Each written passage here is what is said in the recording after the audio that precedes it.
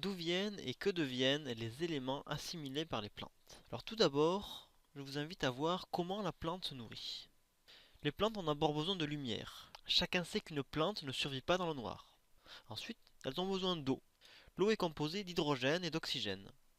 Cette eau parvient aux plantes via la pluie et est prélevée dans le sol par les racines.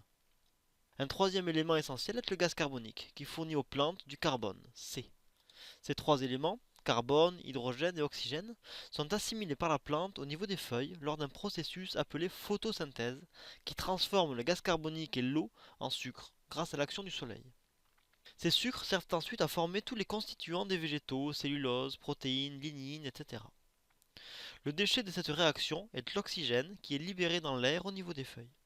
Une autre part de la nourriture des plantes trouve son origine dans les minéraux du sol, qui, par dissolution d'origine chimique ou biologique, se trouvent sous forme de minéraux dissous, tels que le phosphore, le potassium, le magnésium, le soufre, les oligoéléments, etc.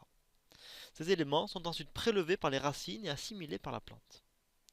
Et enfin, il y a un élément particulier, l'azote, qui provient de l'air et qui est fixé par des bactéries spécialisées avant d'être assimilé par les plantes.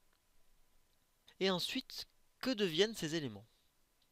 Donc les tissus végétaux meurent, soit du fait de la mort du végétal, soit du fait de la chute des feuilles ou encore de la mort des parties aériennes pour des herbes vivaces.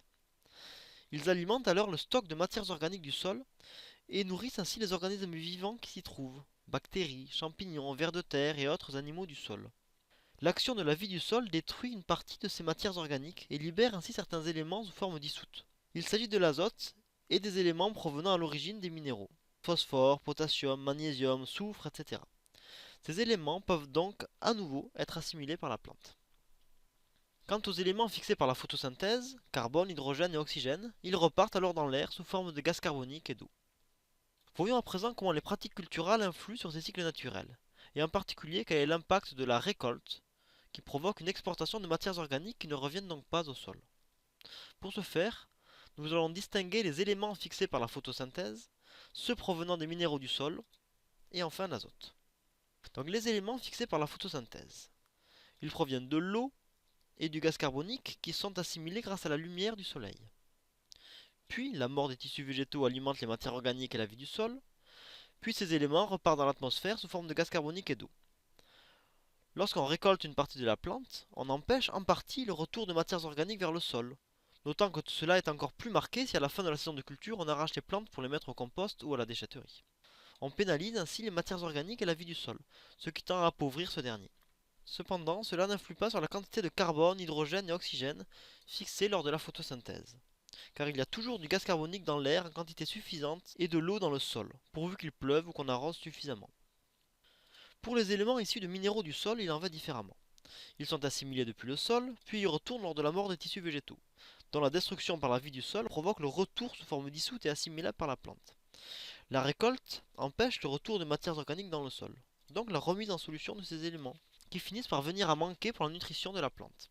Concernant l'azote, le processus est comparable, à part qu'au lieu de venir des minéraux du sol comme précédemment, il provient de l'air et est assimilé par la plante sous forme d'azote dissous, notamment des nitrates. Ici encore, la récolte de la plante empêche le retour d'une partie de cet azote sous forme dissoute et assimilable par la plante. C'est ainsi que lorsque les cycles des éléments sont brisés, les engrais permettent de remettre artificiellement dans le sol les éléments exportés par les récoltes précédentes. Cela permet de maintenir la fertilité minérale du sol, mais pas sa fertilité organique et biologique, puisque les matières organiques et la vie du sol sont ici court-circuitées. Les engrais du commerce amènent en général de l'azote et plusieurs autres éléments, phosphore, potassium, magnésium, mais aussi soufre, oligoéléments, etc.